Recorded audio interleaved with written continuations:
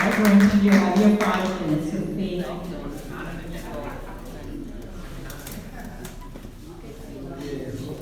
Everybody had a nice lunch, I hope, and keep awake in the afternoon after the heavy meal. So first, sincere appreciation and gratitude to ZAH for hosting this event, not only hosting this event, but being a model for the rest of us in North America. They've done everything right. Started with the cultural center, and then the Artist Day, Garimer, and all these things in a sequence, the fires and so on and so forth. So it's a model community inspiration for the rest of us in North America. And for that, very good thanks. The other gratitude and thanks owes to late Parvez Rustom for this fine facility and his dedication to the cause in North America. He would be on the phone call with me numerous times and always committed and always very, very inspired with the things that we were doing in North America. So we remember Parvez very well. Thank you.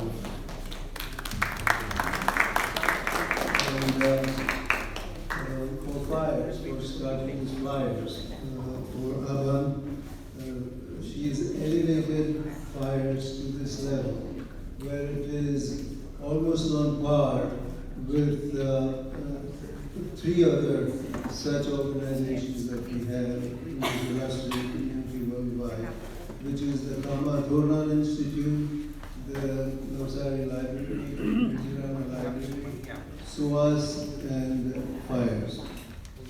So it's admirable what you're doing. Thank you.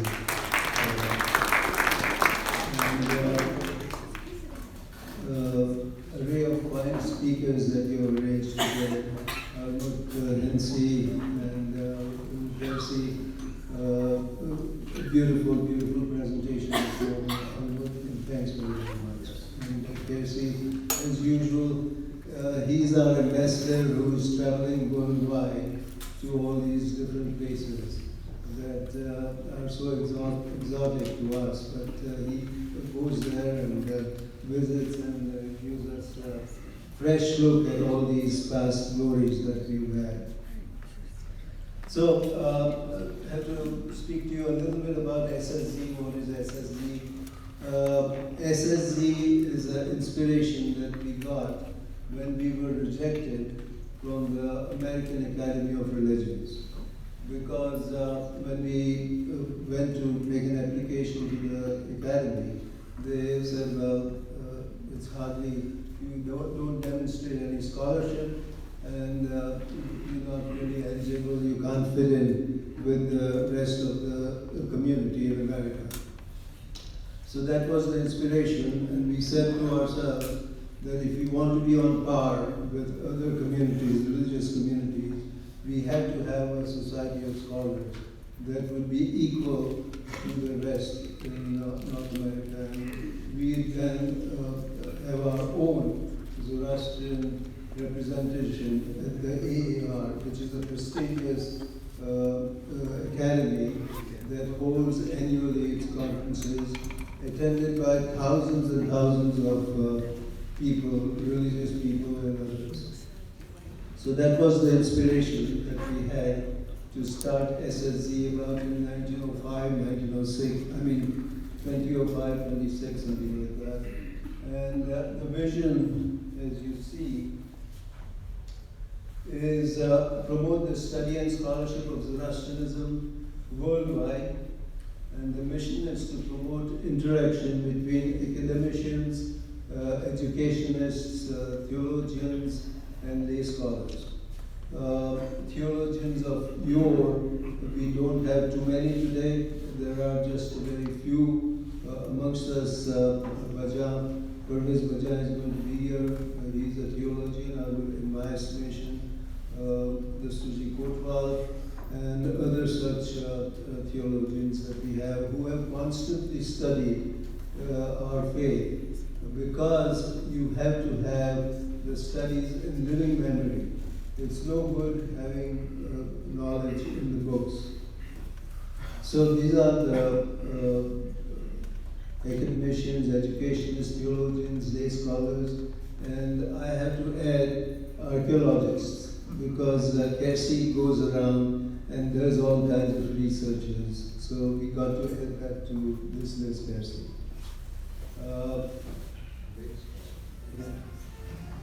Okay, so as I said, knowledge must be in living memory. If it remains in books, it just dies. And that is why we had our theologians constantly study the religion and impart that to us. So it's very important for a living religion. Public's role in this is for you to lend support.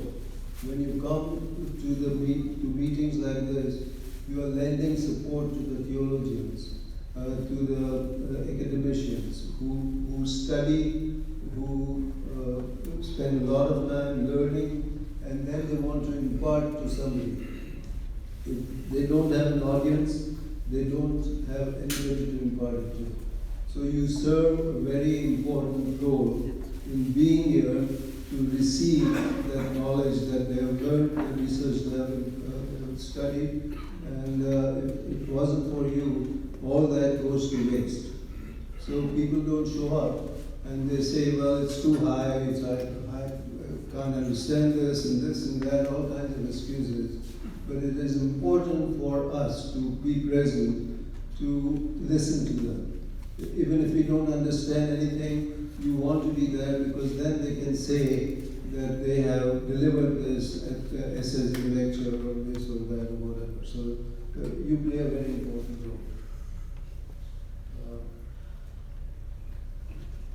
Our achievements this year, as I said, we started 15 years ago or so, and every year we have had a conference in Chicago. For the first time, Detroit had one a year or so ago, and Europe, we are grateful that you allowed us to sponsor. Thanks very much. So, SSZ, a co-sponsor with ZH and FIRE's conference in Houston, preparation of a resource list.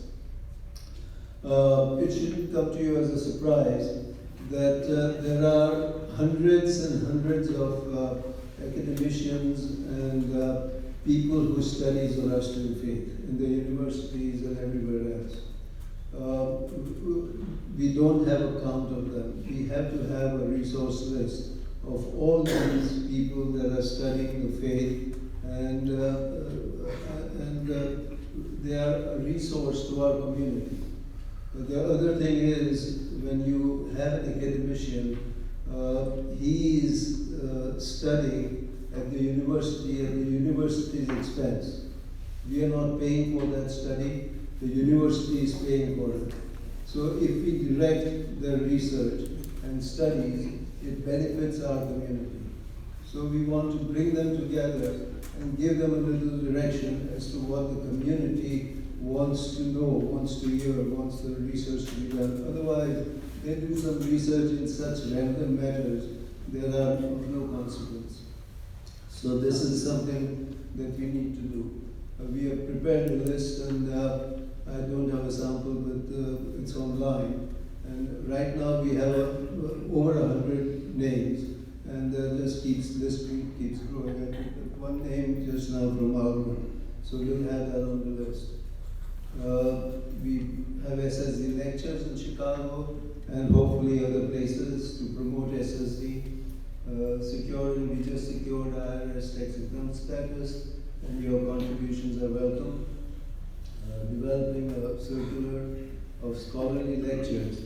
I've been trying to get people to call their conferences SSD lecture, SSD conference, but have not been successful. Nobody wants to do that.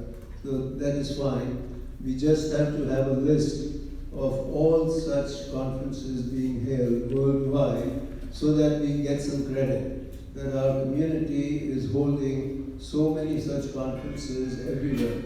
There's one right now as we speak in Toronto, maybe even today, Washington. list, circular, which lists all of these conferences, seminars that are being held worldwide. And then we get credit for it as a community worldwide.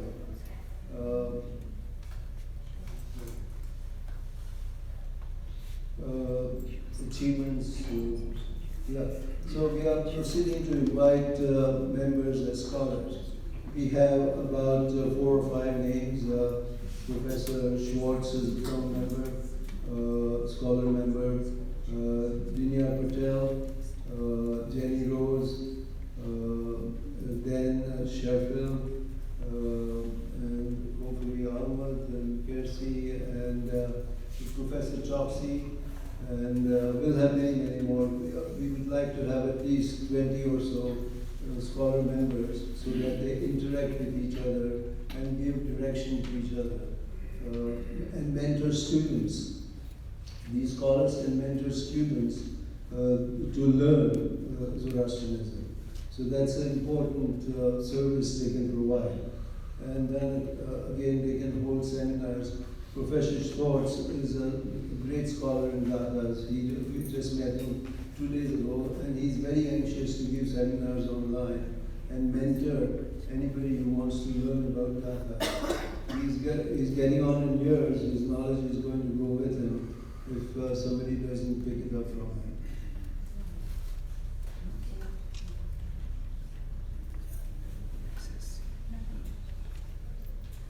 Okay, so how can you help by attending SSD lectures, conferences like you're doing today? Tax-exempt monetary contribution.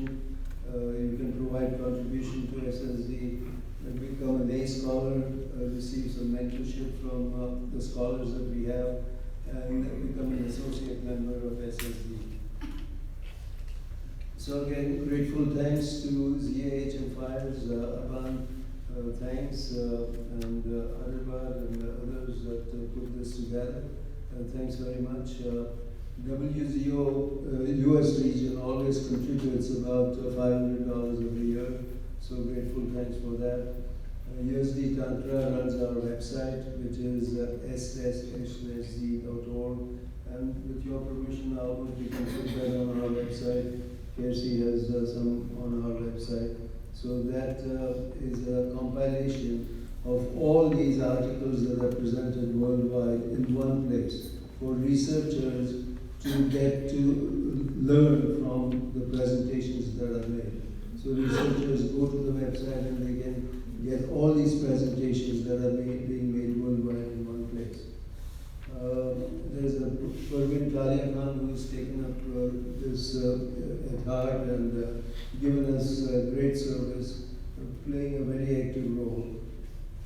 And the board of directors right now are Pervin Talia Khan, Saros Manik Shah. Don't see him here, but he's one of the board of directors, Raman Rauji and myself. And thanks again to all the participants. And thank you very much for giving the time.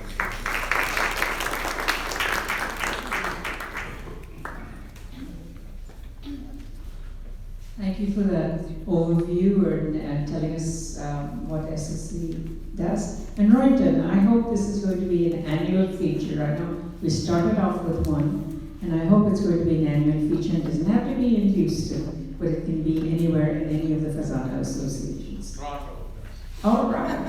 Not as good as Houston. All right, thank you. So we now move on with our session, and Rustom and Junior will come introduce. Kersi, please.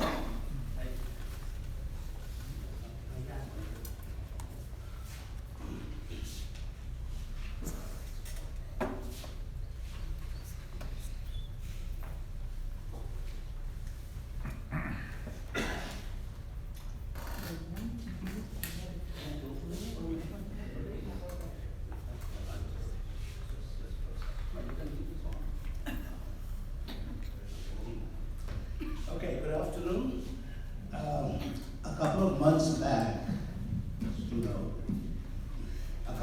back, I found out that I'll be introducing the next speaker. And so obviously,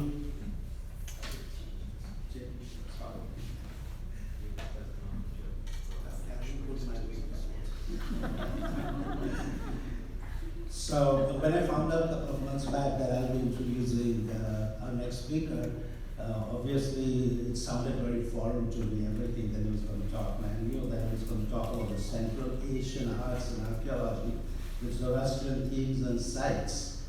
I thought for a while, then I started, of course, looking and reading whatever I could find, and since I had some time on hand. And I was really surprised that I came across a research paper published by a Chinese researcher, Wu Xun. And she, I think, teaches at the University of Pennsylvania right now. And what struck me was a quote that I read. And the quote said that the 16 countries created by Ora Mazda and celebrated in the Yazd were all outside Iran.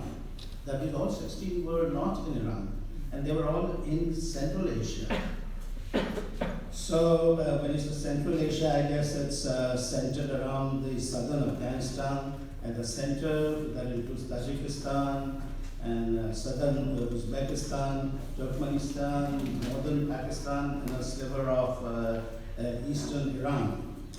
The article went on to say that compared to Iran, Central Asia has been severely underrepresented in Zoroastrian scholarship.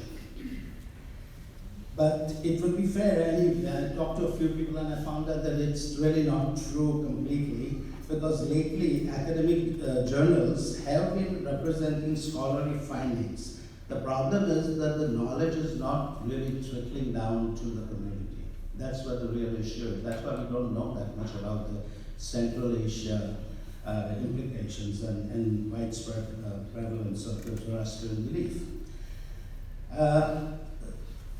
Thanks to interested observers, like our next speaker, Kersi Shroff, our knowledge of Zoroastrianism and its practices in Central Asia has been improving.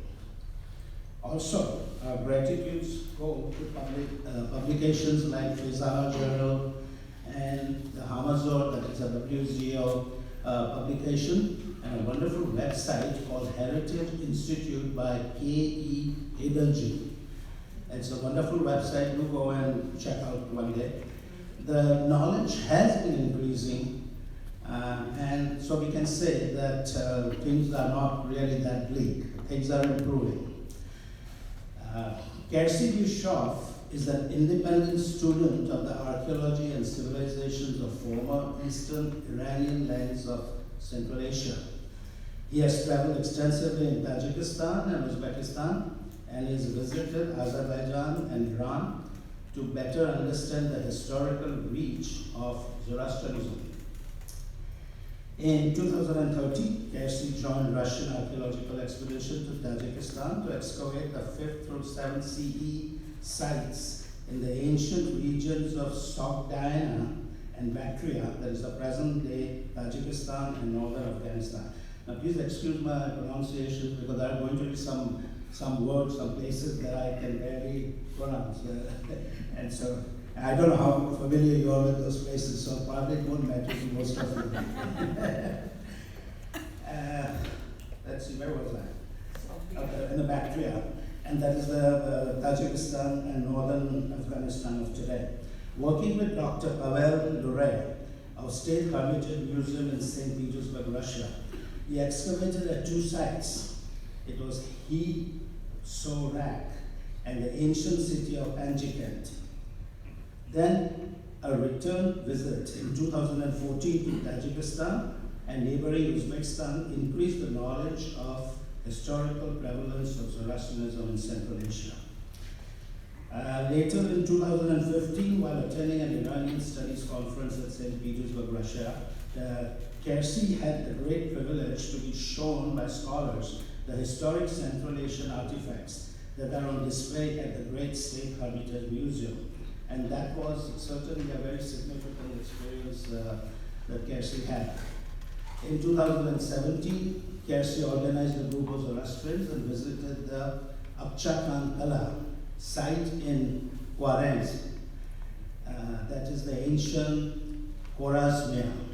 Uzbekistan, where Dr. Alison Betts, Professor of Silk Road Studies, University of Sydney, Australia, and Dr. Michel Minardi of the University of Bordeaux, Montaigne, France, are excavating Zoroastrian sacred structures and imagery. Just as recent as August 2019, Kersi again volunteered to excavate the Paikan near Bukhara, Uzbekistan, where Dr. Andrei Omelchenko of the State Hermitage Museum, who heads an annual expedition to the site of a Sasanian fire temple. Now, while Kersi was doing all this digging, I thought I'll do my own digging, and I tried to dig out some background information. I was wondering, what was Kersi doing before 2013? This all started in 2013, so I had to do this little, what they call dirt digging. No, it's not dirt actually. I found out that Kersi, as an attorney at law, served in the US federal government and is a division chief in the Law Library of Congress. That is a research arm of the US Congress on legal issues involving international, foreign, and comparative law. Kersi is now a retired attorney and also a founding member of the Zoroastrian Association of Metropolitan Washington, that is known as ZAMWI, and also its past president from 1995 to 1999.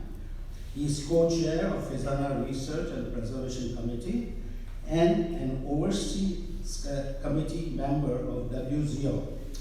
So ladies and gentlemen, please join me in welcoming our great next speaker, Kersi Shroff.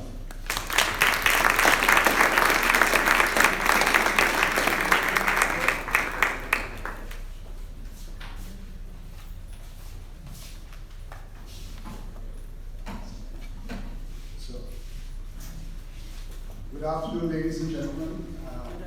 Thank you to the sponsoring organizations for so enthusiastically welcoming me, a completely lay person, to talk about great issues of Zoroastrian history and so forth.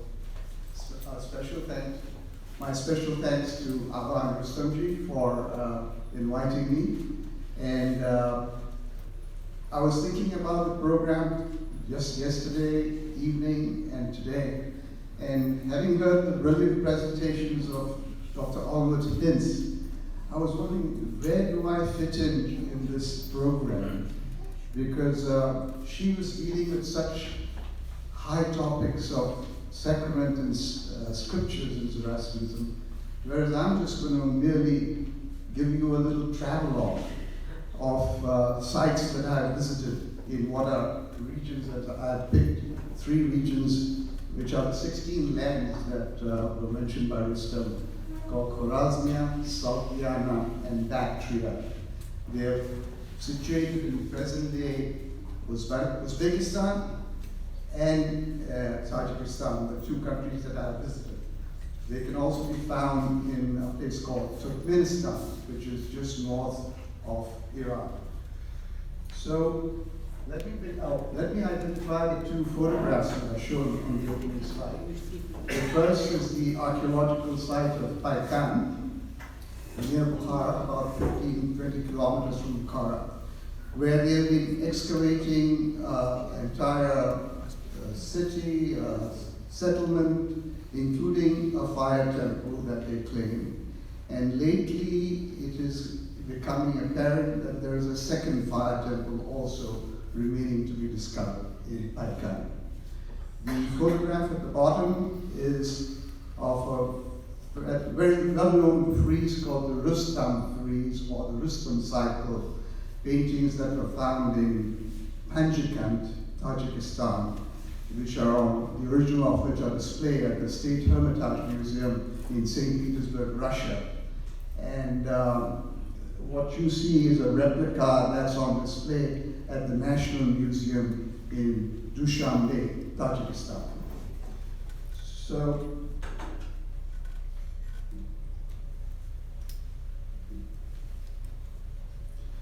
So just like Dr. Hintz showed you a map of the Silk Roads, here's another version of it. I've taken it from a publication of the State Hermitage Museum, and I've indicated by arrows the 3 areas I'm going to discuss: Khwarezmia, Saltiana, and Bactria. This is the map, which is, they call it they call it Inner Asia or Middle Asia, and it shows those three lands, besides the other lands that are also mentioned. The scripture Videvdat tells us of an original homeland of the Iranians known as the Aryana Vaishya, meaning the Aryan or Iranian expanse, and refers to 16 good lands fashioned by Ahura Mazda. These regions, as I've said, are located now in the three countries of Tajikistan, Turkmenistan, Uzbekistan, with a certain southern flank in northern Afghanistan. And they are part of what we discussed as the Silk Road, stretching from China almost to Europe. Now, there's a recent website that has been created by the Smithsonian Institution on the Saltians, in which Dr. Judith Lerner, who is at the New York University Institute for the Study of the Ancient World, and she has written in that site, which I'll quote, Judith Lerner was with me on my first trip to Tajikistan, and she was a wonderful, educated, well-informed traveling companion, and I learned a lot from her. So in that website of the Smithsonian, it says, it says that the discoveries of archaeological sites and artifacts over the course of the last century have increased the understanding of religious life along the Silk Roads. An increasingly detailed picture is emerging of the religions practiced by these ancient cultures. A striking feature of these discoveries is the sheer variety of beliefs that existed. Mazdaism, in parentheses Zoroastrianism, Hinduism, Buddhism, Christianity, Shivaism, Judaism, and Manifism. These cultures created combinations of different religious beliefs on varied traditions and displayed an ability to tolerate and incorporate different beliefs within their communities. These regions, lying across the northeastern frontiers of Iran, can also be identified by the name of Turan. In the great 10th century epic of the Shahnameh, Turan emerges as the antithesis of Iran.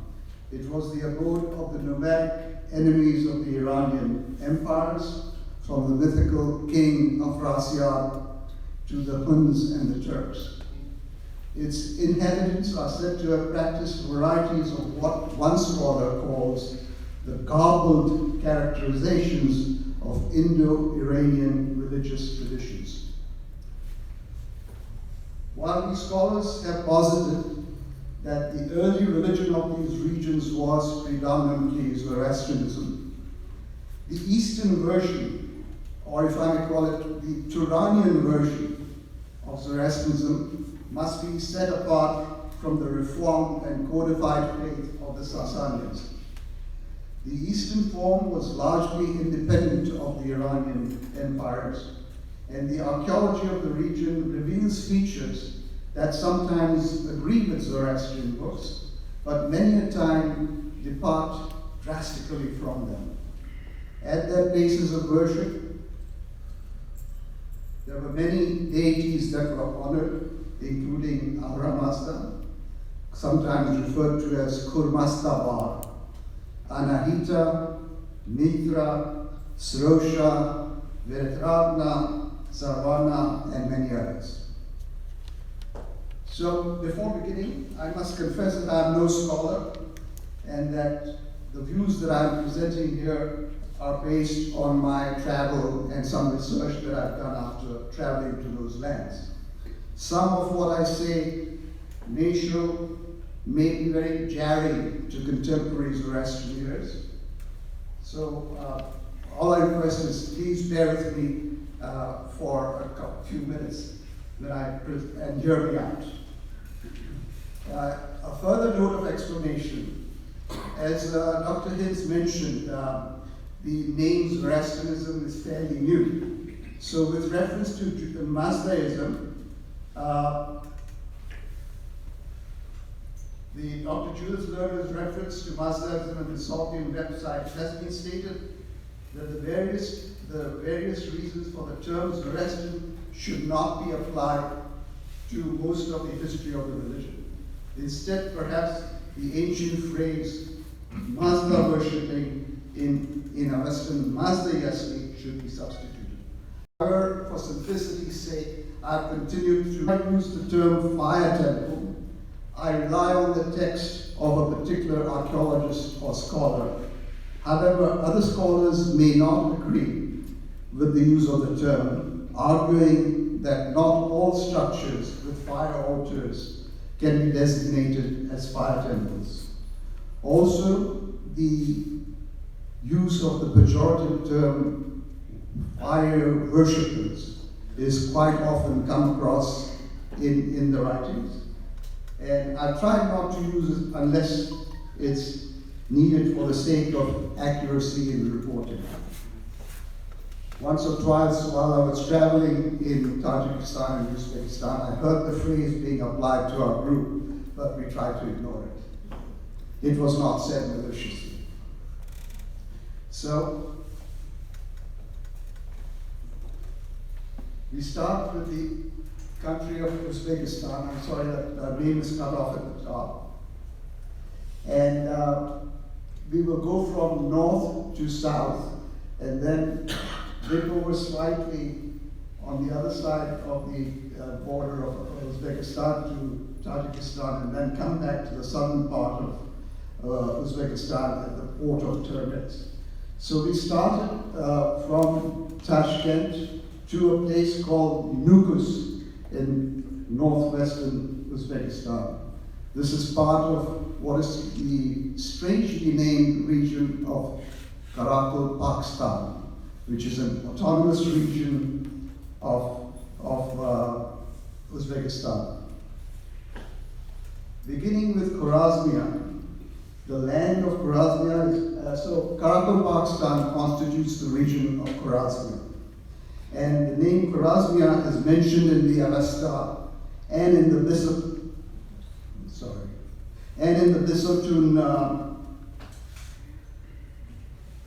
inscription of Darius. In another of Darius's inscriptions, Khwarezmia is also mentioned as the source for the turquoise that was used to decorate his palace at Susa. Khwarezmia was conquered by Cyrus the Great and later became perhaps the 16th satrapy of the Achaemenid Empire. And the population there included Khwarezmians, Parthians, Sogdians, and Aryans.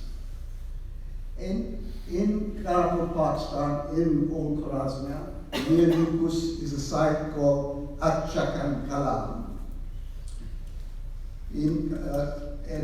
which is said to have revealed important new evidence of Zoroastrian imagery in association with royal ritual and practice. This is according to Dr. Alison Betts, Professor of Silk Road Studies at the University of Sydney, Australia. She heads the Karakol Park Australian expedition, and along with her is Dr. Michel Minardi, an Italian archaeologist based in France. We had the unique privilege of being guided through the site by both the archaeologists. The main occupation of the Akchakan Kala site has been dated to the later 3rd century before the Common Era to the late 2nd century of the Common Era. It has been conclusively linked with pre-Sasanian Zoroastrian practice through evidence from the discovery of murals depicting Avestan deities. There is close similarity in rituals, which suggests that the site can be linked to such traditions.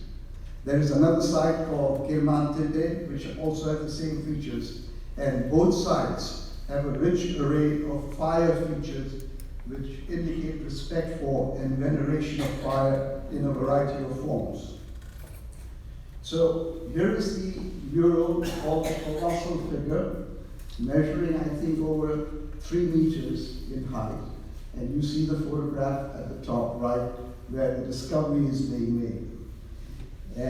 He's identified as the Avestan divinity Sarosha, and is wearing a tunic and a crown, along with a short sword called the Akinak.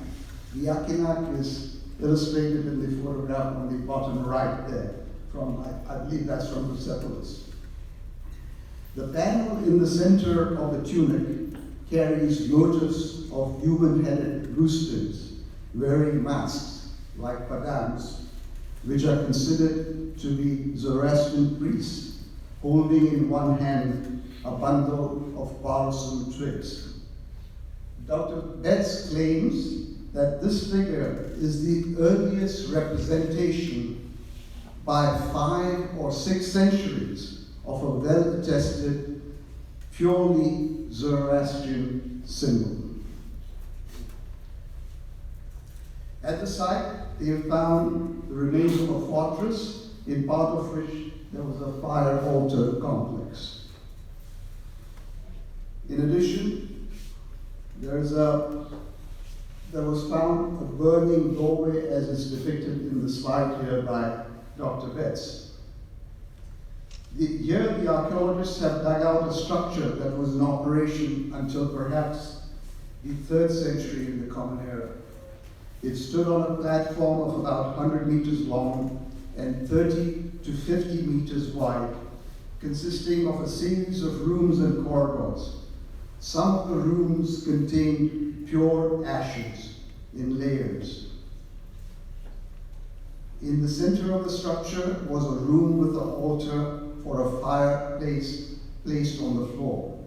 This part of the complex was later found to have been abandoned, but there were no signs of violence, and it seemed that the room had been methodically filled in with mud bricks up to the roof. I should also mention, while we're in Khwarezmia, that according to the Halley sources, the famous Atash Faruba, also called Adar Farah, was first enthroned in Khwarezmia on Mount Gatman Homan, situated in this part of Uzbekistan. A footnote in Professor Erwin Manaji Kanga's Korde Avesta states that this fire presided over the Mobeds, Dastur's, and saintly persons. During the time of King Kushtas, the fire was removed from Khwarezmia to Mount Roshan in Fars or Kabbalistan, where it existed up to the period of the Bundahesh. When we asked about the location of Mount Gatman Haman, Dr. Minardi pointed to the nearby, currently named Sultan Rizdad Hills, where he had located a necropolis and recently recovered an ossuary holding the remains of a juvenile. Here's the ossuary with just freshly recovered just in a few days before we got there, and they're still working on its restoration. And that's Dr. Minardi on the right. I will come back to the subject of ossuaries later on to show their significance in Central Asian Zoroastrianism. This is an example of the artworks at Akchakankala from the 2nd to the 1st centuries before the Common Era. They were part of the Akchakankala Temple Palace complex. To show you a similar layout of a temple in Khwarezm, here is one in Jigarban, Khwarezm. Apart from the altar on the floor, note the timber ceiling with an opening for smoke and the murals on the walls. So, as Rustom mentioned, we've gone there as a group, and I just wanted to show you the group that had gone to Khwarezmia together. We're standing there in front of a dakhma known as Chilpe. In the photograph, you can identify two luminaries from here. From the left, the third left, is Everett Kobat Zeroya, the leading luminary of the North American Morbid Council. And from the second left is Mr. Homi Gandhi, the president of Fazana. Dr. Ellison Betts is shown standing with the hat right next to me.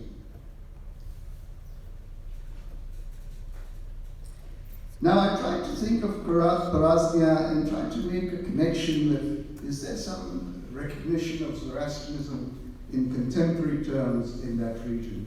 And I was most pleasantly surprised to find a musical presentation that had just recently in 2018 been made in Brooklyn, New York and it strongly captured the continuing influence of Zoroastrianism in the popular culture of Central Asia. On March 26, 2018, the Brooklyn Daily Eagle reported, using the Zoroastrian elements of earth, air, water, and fire as a framework, the musicians in the production called Kirk Giz, meaning 40 girls, relate the tale of Gulayan, a 16-year-old daughter of Alayar, the ruler of the semi-nomadic Karakul Pak people. Alayar gives Gulayan land on an island where she and 40 female companions train in the arts of warfare.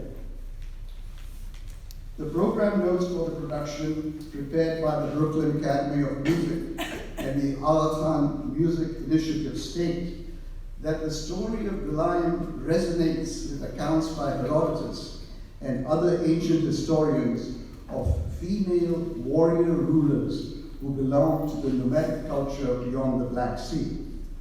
Among these is Tamiris, ruler of the kingdom of Masagate. According to Herodotus, Tamiris led the Masagatians in defending their land against the Persian invaders led by Cyrus, founder of the Achaemenid dynasty of Iran. So, according to the artistic director of the musical production, she said, in adapting the music, I drew on Zoroastrian cosmogony, which defines the four elements of earth, air, water, and fire. And she concluded, all around Uzbekistan, you still find local people who believe that fire worshippers, I'm sorry I can't avoid it here, that is Zoroastrians were the founder of their civilization. So that's Khwarezmia for you down to present time.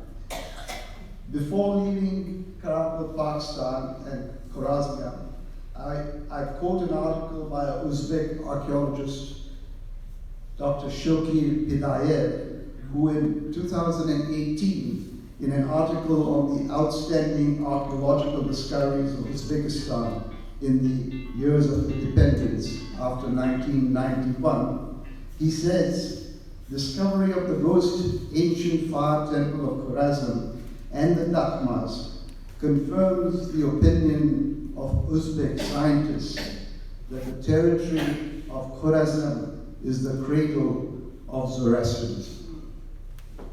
Now we move down south from Karakul, Pakistan into central, southeast Uzbekistan to the famous city of Bukhara. We'll just stop here very briefly to note a Zoroastrian feature. The first photo is that of a mosque, which is considered to be the oldest mosque in Central Asia. But excavations in the 1930s revealed the foundations of a 5th century Zoroastrian temple under it. The excavations have been deliberately left exposed.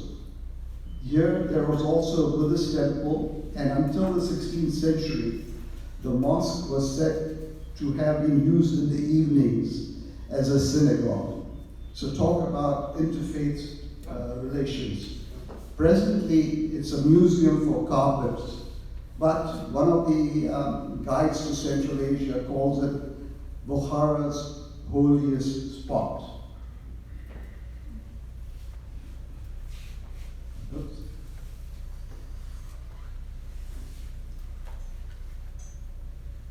This slide shows the current application of Persian myths or Zoroastrian myths to present day Uzbekistan.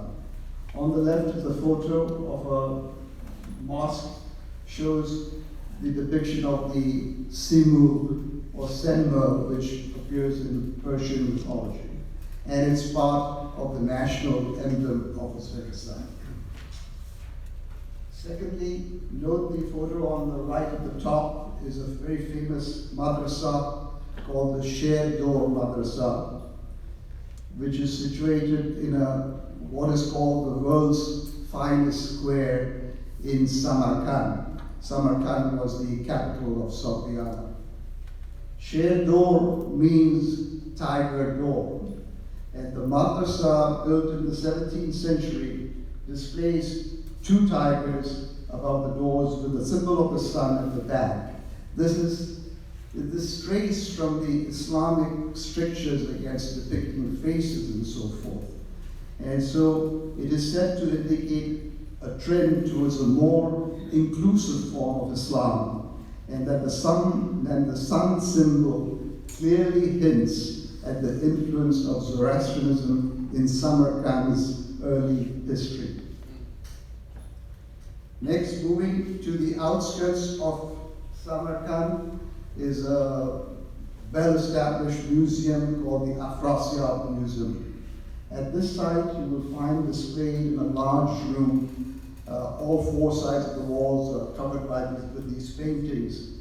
These paintings were recovered in 1965 when some road building work was being held. This is called the ancient settlement of Afrasiab, and the paintings are from the 7th to the 8th centuries in the Common Era. And they now cover all the sides, as I said. In one painting, an inscription mentions the reception of ambassadors by a Sultan king, Warhuman. It is known from Chinese chronicles that Sultan rulers led a procession to the mausoleums of their parents on the 6th day of Nowruz. The section of the painting shown here includes large white birds, which are probably geese or swans, and they're said to be sacrificial animals being led in the procession.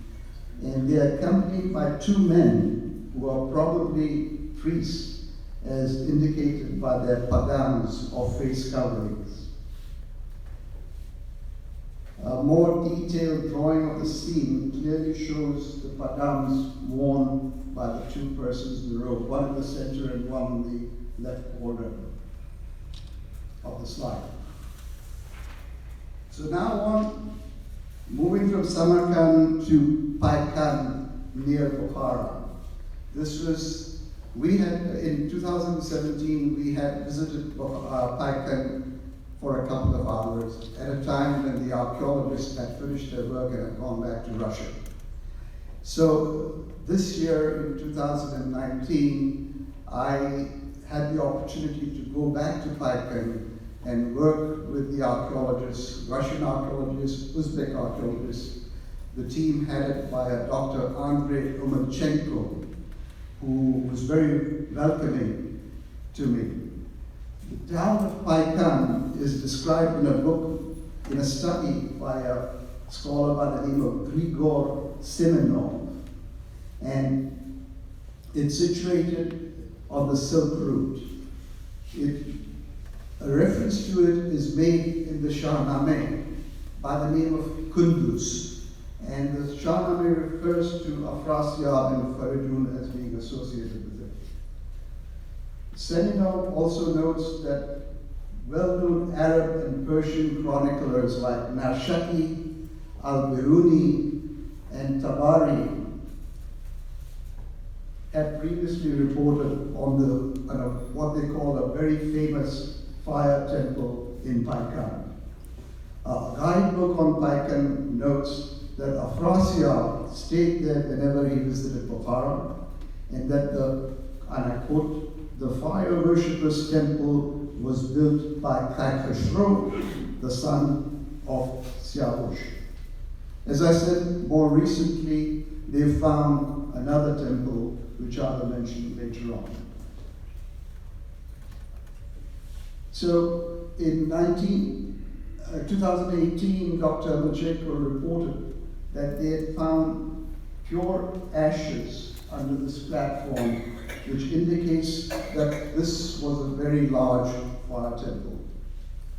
After we returned in 2017, Mr. Homi Gandhi, the president of Hazana, was good enough to collect some funds from various donors to send for further excavations being done in Paikan. The point being that the Russian archaeologists have suggested that if the work is speeded up there, they would like to get a designation of Paikan as a UNESCO World Heritage Site, which would mean that the structures that have been found will be sheltered from the weather. And so with that purpose in mind, Hazana sent a very nice donation to Dr. Lomachenko at the Hermitage State Museum. And in acknowledging the donation, Dr. Lomachenko wrote to us after the session. So the donation of Hazana led to undertake major studies of that key part of the Paikan fire temple. 2 archaeologists and 10 field workers took part in the excavations in the inner court and adjoining sectors of the palace. And in this, so staying with Paikan, I have to relate a very recent finding in August 2019. August 17th was the first day that I arrived in Paikan, and we started work at the usual getting up at 5 o'clock. 5:30 we were at the site, and Dr. Lomachenko, knowing my Zoroastrian presence, he said, "Why don't you say a prayer? Because Zoroastrians haven't come to this site for a long time." So, put on the spot, I recited the Ashembol prayer, and I explained to them that this very prayer was found in the Sogdian script near Dunhuang, which Dr. Hitz spoke to us about in her presentation. This ancient writing in the Sogdian script of the Ashembol can be found at the British Library, and it's on its website. So, a couple of hours after we started working there, I was working in a nondescript area. Dr. Lomachenko came to me rushing and said, come, Kersi, I want you to see something. And he took me to this site where we were just uncovering this copper object in 2 parts. And they later told me that this is a flame holder or a flambeau or a torch. And when I asked for, well, how do you know this is it? Dr. Lomachenko sent me this 3rd picture on the right. That is of a burnt wooden plaque that was found at another site.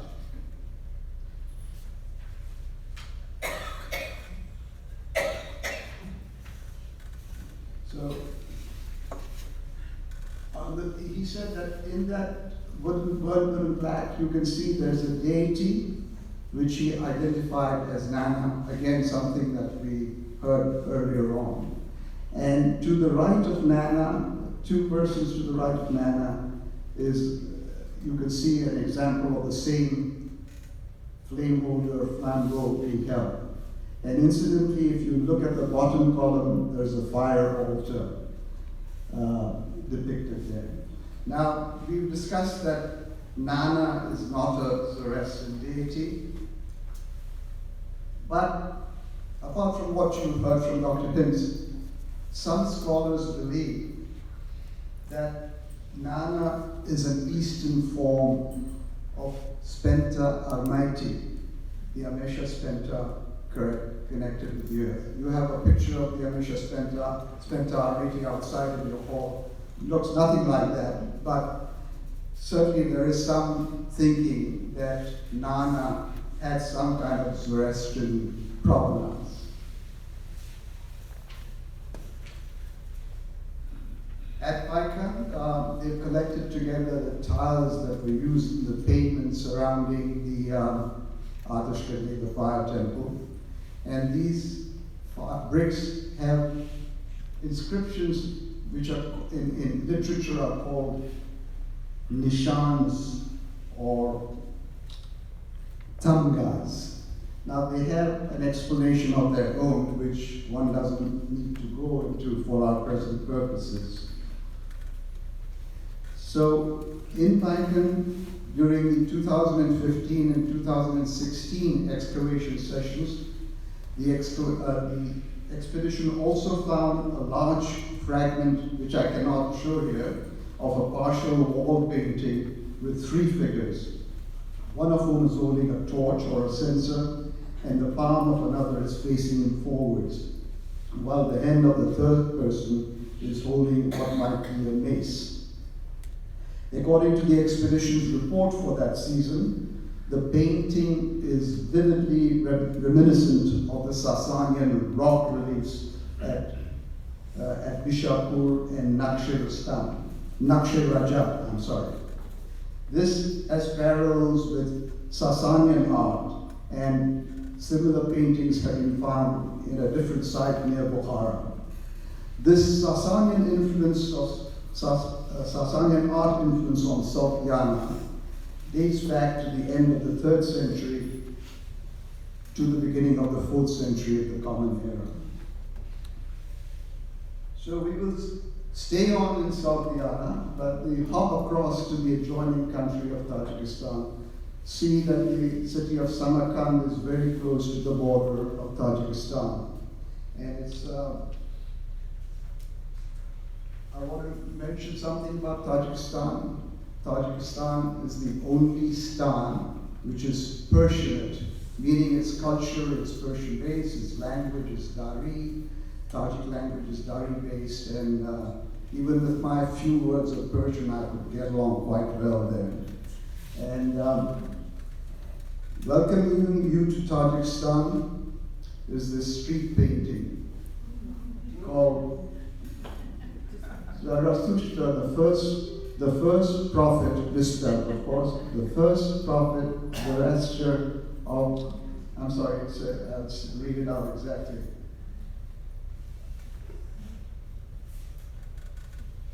The first prophet of the Zoroastrian people.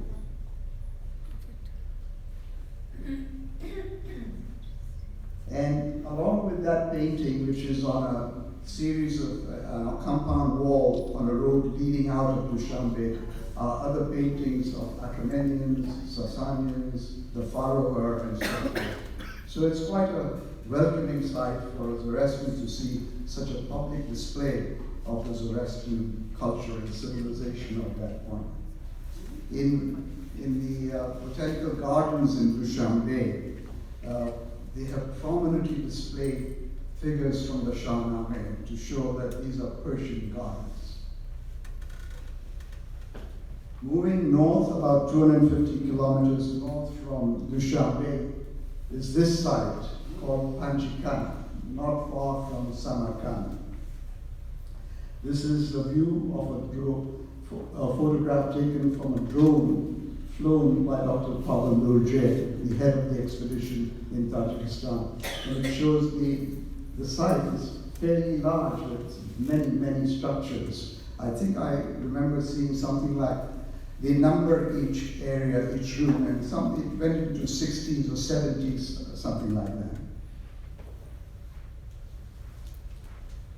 We found a Zoroastrian temple in Panjikan, which looks like this. Is a line drawing of the temple. And you can see in the outer court there is what could be called Ivan, which are the present structure in Tajikistan shows that. And that is the architectural feature that's so prominently used in Islamic architecture. But it dates back to this period, 5th to the 7th centuries of the Common Era. In between there are murals showing a fire ceremony being held at the top and the bottom. These are paintings from the Panchaka temple themselves. There are other decorations in the temple, and there were two deities that were identified, Mithra and Dhruvasp. Dhruvasp is the protectress of horses. There were two other scenes depicting seasonal festivals. One had a Favadegan scene, and the other showed persons pouring water on each other, which could be the Tirgan scene. The exploits of the legendary Rustom were also captured in the murals in Tajikistan and are presently on display in St. Petersburg, Russia. I showed you a part of the frieze in the opening slide. Now, another, if I may be allowed, another little personal anecdote here. In 2013, when I first went to Panchikant, I was in the company of Dr. Judith Lerner and another New York specialist. And we were walking around the temple site, and I think my companion picked up a piece of rock which looked like something, and she showed it to me. I saw it and I said, oh, it's just some rock, and we threw it back. Later on, as we were circling the temple again, something struck me, and I picked it up again, which was this, what is depicted here in the center. There were two pieces of rock together. And we showed it to Pasha, Dr. Pavel Loje, and he too said, well, it doesn't look like anything, yeah, just keep it aside.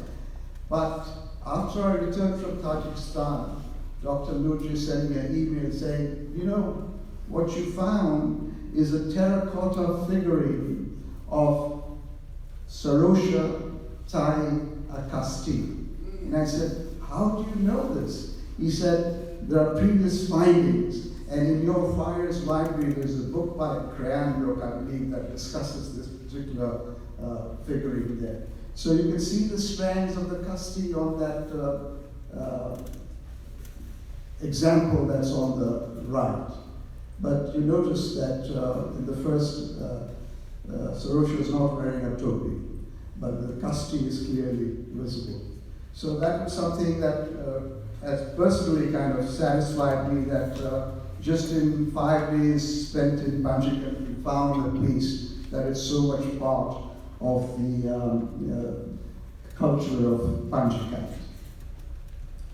This here is a line drawing of the temple in Panchikant in a book written by Dr.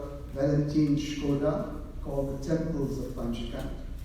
And you will notice that by the time he depicted it, there's a staircase going up to the place where the fire altar was housed.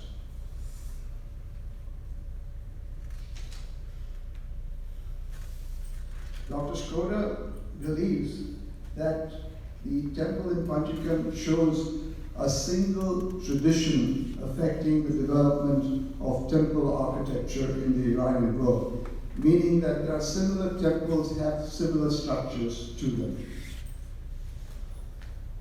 And this structure, Dr. Shkoda claims, is similar to one in nearby Takht-e-Zangin, which is the southern tip of Tajikistan, very close to the border with Afghanistan, which is what is called the Oxus temple. It has Greek features, but with a Zoroastrian underlayment.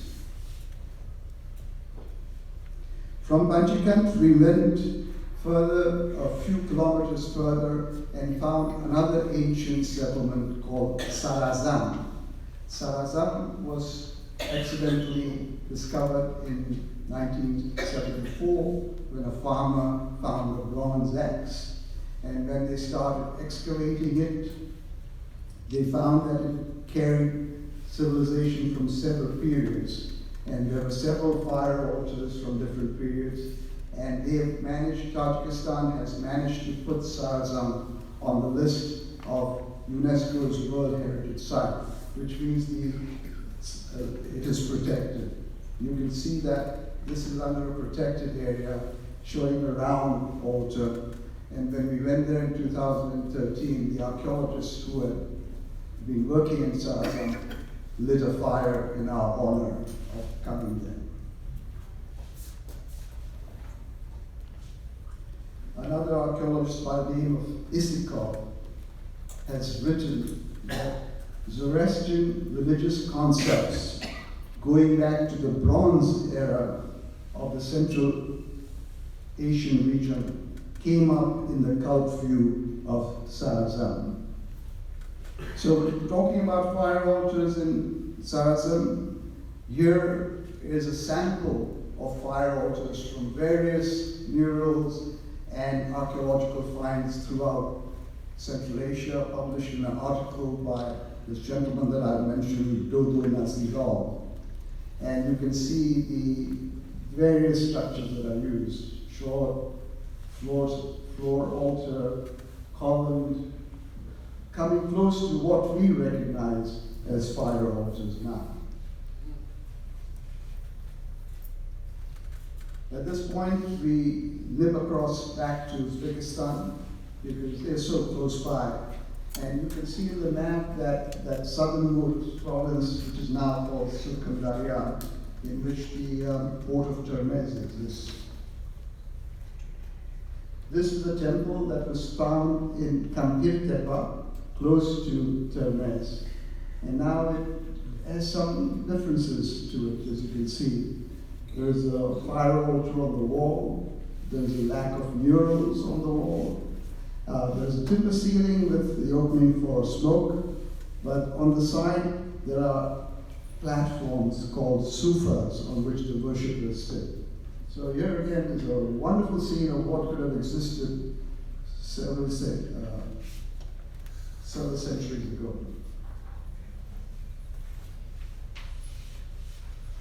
Kampir Tepa is also a recent discovery, and it has been excavated since 1972 by a Tokharian archaeological expedition.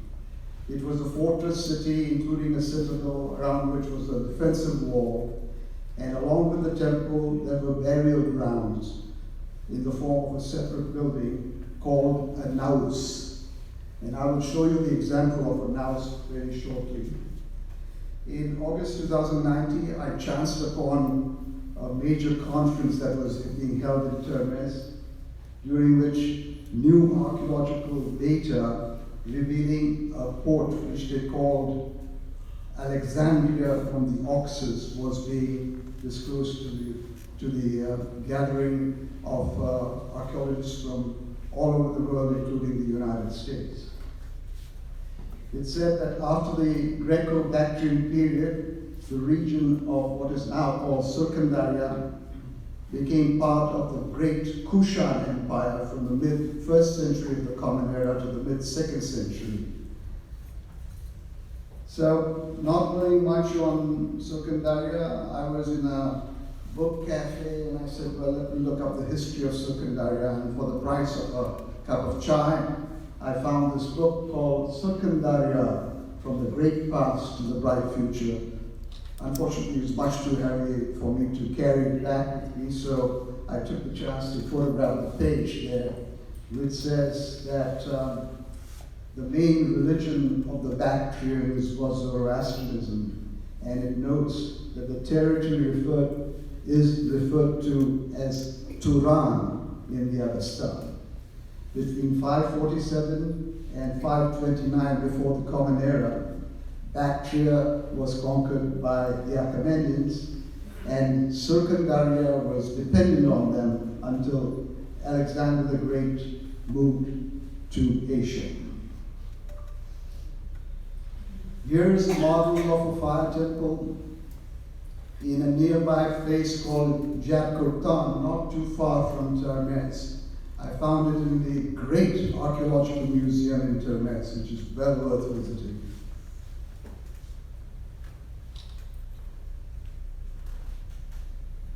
So I mentioned earlier that I'll come back to the subject of ossuaries later on, and it's about time I did that. Here are examples of the various forms of ossuaries that are used that were in use in Central Asia. These are not found in Iran generally, and they represent a particular regional characteristic of Zoroastrianism in Central Asia. So the earlier ossuary of a juvenile that I showed you that was found in Khwarezmia was fairly plain, it had no engravings. But in the regions of Sogdia and Bactria, you find these wonderful inscriptions on the ossuaries, including the top one is the head, the lid of an ossuary, and the others are very fine engravings on them. And it is said that many of these ossuaries found in Bactria and Sogdiana depict Zoroastrian beliefs, including the Amisha splinters and concepts of weighing worldly deeds upon the passage of the soul to Chinvat Bridge, a subject that we mentioned earlier again. According to the leading archaeologist in Central Asia, Dr. Franz Grenet, funerary practices in Central Asia have been far better studied than in Iran, partly because of the regional custom of depositing bones in ossuaries. These ossuaries have been found in large numbers, and under this practice, corpses were first exposed to the elements, including in dakhnas, and then after a period of time, the dried bones were collected in these individual ossuaries. Dr. Granet has observed that ossuaries constitute an essential source of information on Central Asian Zoroastrianism. This is a large picture of a head on the lid of an ossuary. In the center is a very well-known ossuary, which I think was displayed earlier. And it's supposed to show us on the lid a scene in paradise. The lid shows what are called two ladies wearing transparent dresses, and there are plants around them.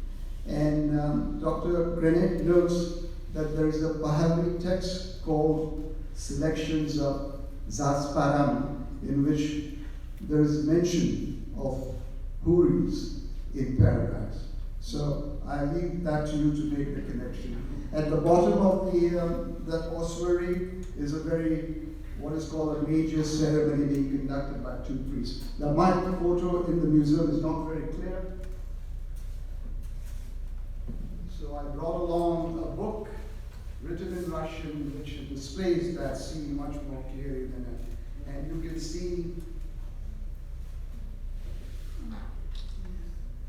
see that there are two priests tending a fire in the middle. The one to the right, who's using bellows, is the Rusty, the assistant priest.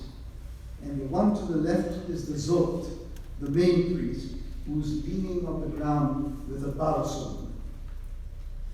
Here is a slightly better view of the ossuary closer up. You can see it's really what you might call fairly artistic. There's a detailed analytical article on this particular type of ossuary written by about 6 French and Uzbek scholars, which I'll be happy to share with you if you want to look at that, but they describe in detail what is happening there.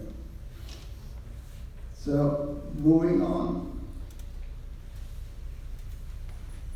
I'm sorry, I failed to mention a couple of things here. This is along the lines of what was discussed, that this shows the judgment day. There's a priest wearing a padam, behind him there's a fire. There is Rashne holding up the scales for judgment, and there are musicians on the left.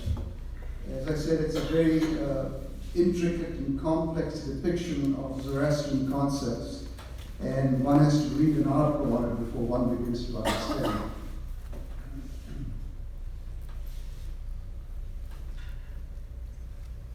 The next slide is, again, ossuaries that are shown in the museum. And at the bottom is the depiction of the naus, the mausoleum that I mentioned, in which the ossuaries were collected by families or communities. In the center is a depiction in a Dushanbe mausoleum, museum of what they call Ahura Mehr. This is a wooden idol, which Avan you've seen, I think, yes. Now this is shown in regalia here, but in the museum it's depicted in its wooden form. And notice the crown, that is, it's a brass crown that was also recovered.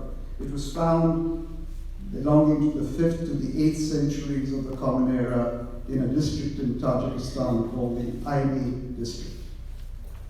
So I'm about coming to an end, and to show you a more recognizable scene here depicting the ethical triad of Zoroastrianism in a Dushanbe museum.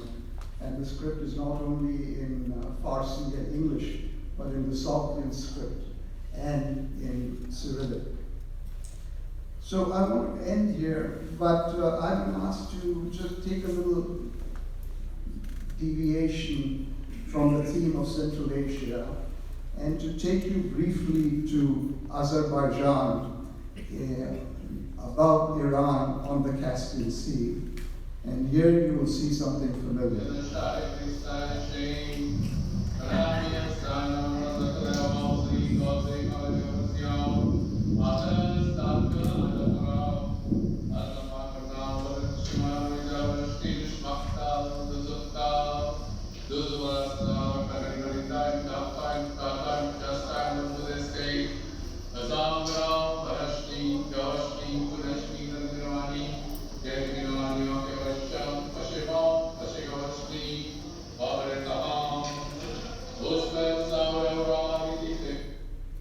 Okay, this is shown by way of saying that I'm going to end here, but if after, it's going to be some question answers, I think.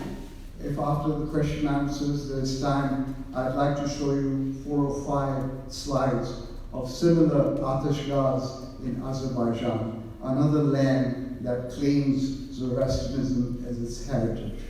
So, thank you very much for listening to me for so long. And for all of you all the questions.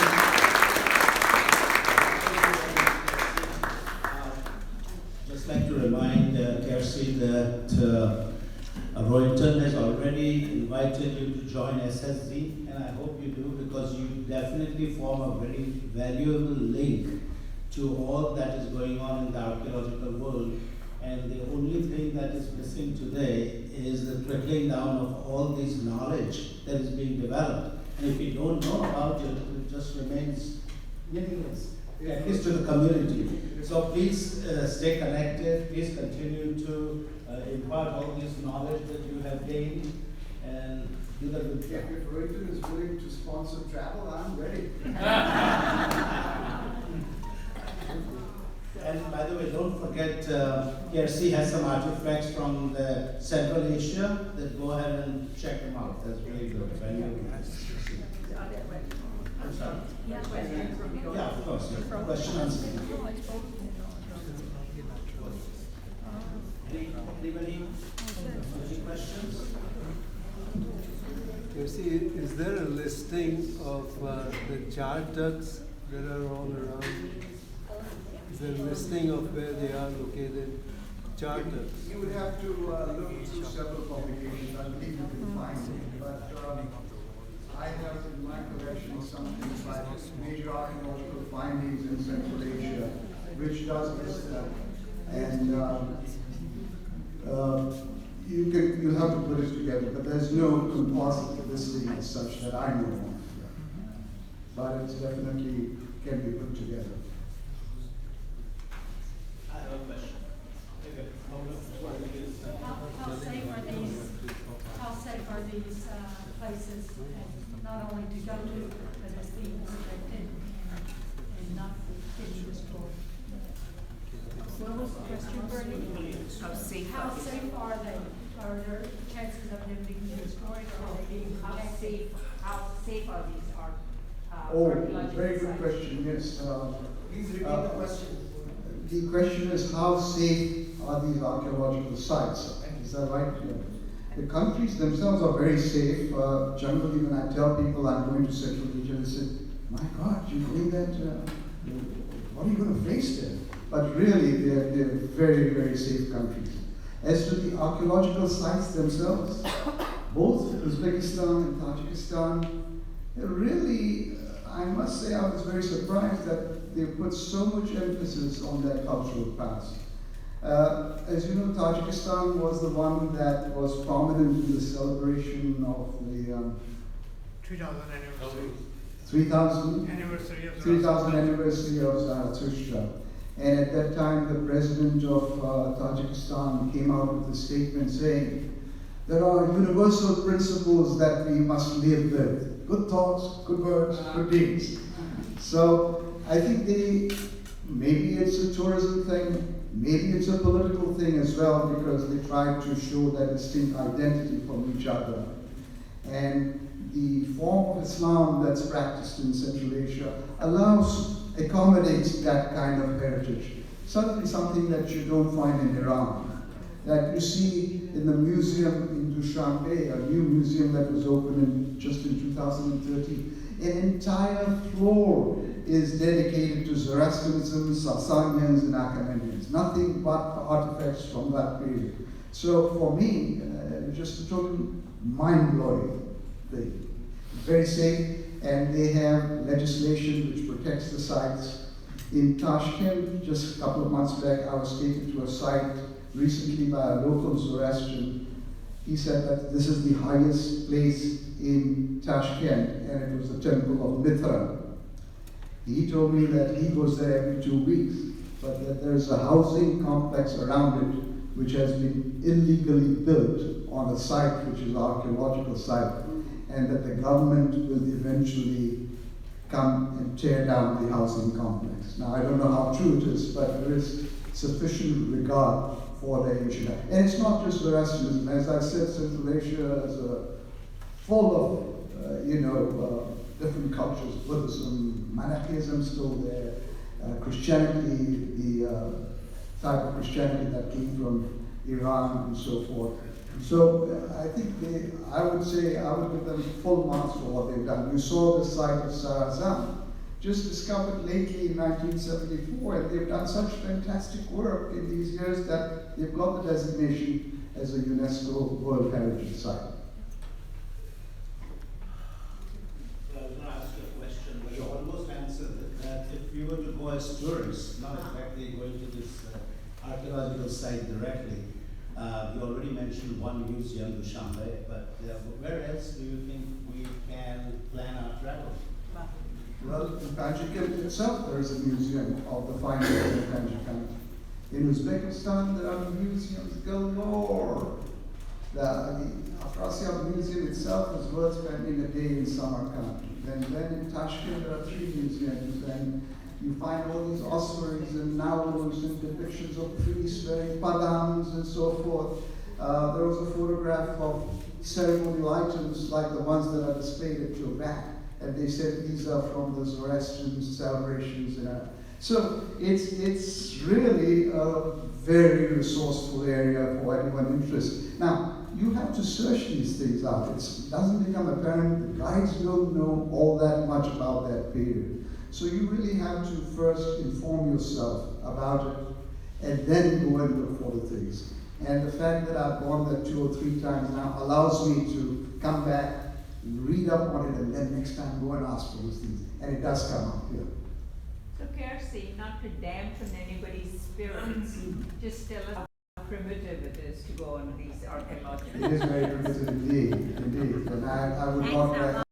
I mean, people have asked to join me, and I took some people. In Azerbaijan, I had some difficulties with people not appreciating the conditions of the sites and so forth. But generally, for 3 or 4 days you can manage. Yeah. Uzbekistan was not bad. Is it common to find mosques on top of Mausoleum sacred spaces? Is that a common practice to build mosques on top of? Oh yes. Central Asia represents the glorious part of Islamic architecture. And there are so many buildings, so many, attraction sites that they're all open. They promote tourism, of course, so that they, you can go anytime, and they're all open to the public. Yeah. Yes. When you went there, did you meet people who came into the Zoroastrian now and following the Zoroastrian religion? Is it growing there, and how are they accepting the country? Well, in Tajikistan, we tried, but what had happened was that there was an incipient, after Tajikistan became independent, following the collapse of the Soviet Union, there was a movement. In fact, a gentleman came to one of our congresses and spoke about the revival of Zoroastrianism in Tajikistan. But unfortunately, he was assassinated soon thereafter, and the movement died. In Tajikistan, I was in touch with their Zoroastrian expert in the Tajikistan government's scientific bureau, whatever they call it. And she told me that there are no Zoroastrians. But I was led to one with whom I could not converse, but he gave me a book which is in my collection, which shows more Zoroastrian sites in Tajikistan. So there is an underlying movement there. I don't know if it's going to come up soon. In Tajikistan also is a part of what the descendants of the Sultans. The Sultans have survived as a group called the Yagnobis. And along with Dr. Pasha, we went to a village of the Yagnobis thinking we will come across some people who will have some knowledge of Zoroastrianism. Unfortunately, when we went there, a young man came out wearing a Yankees t-shirt. we couldn't get much out of it. But there is, in the literature you can find that there are, and there have been recent videos and so forth which talk about the celebration of Zoroastrian events. My tour guide was a Muslim. He told me, my son is getting married, to come and join him. I said, well, I can't stay on longer. So he sent me some photos of the marriage of his son, wedding of his son. As the couple was leaving to go home, they walked around the fire and they went home. So there are little features of these past practices that still survive in Central Asia. Now these archaeologists, they know I'm a kind of a amateur coming around, saying, oh, you're Zoroastrian, come here, look at this. They're dancing and singing. It's against Islam to do that. It's our Zoroastrian passages allowing us to do that. So they make half jokes out of it, funny enough. But so, it's fun and games. Well, thank you very much, Kersi.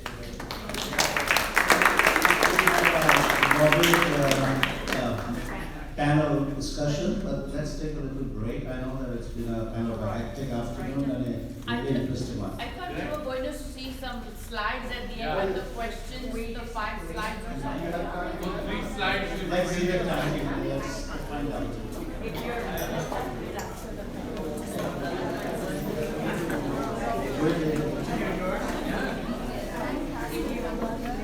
If you can just wait for the 3 slides, or if you want to just give up on your tea break, then please go ahead and do that. Can we see the slides before the panel? The panels here, they all have times to start and start. If they have to get taken off, they have to go back to work. So I do want to keep to the dynamics. Okay, thank you.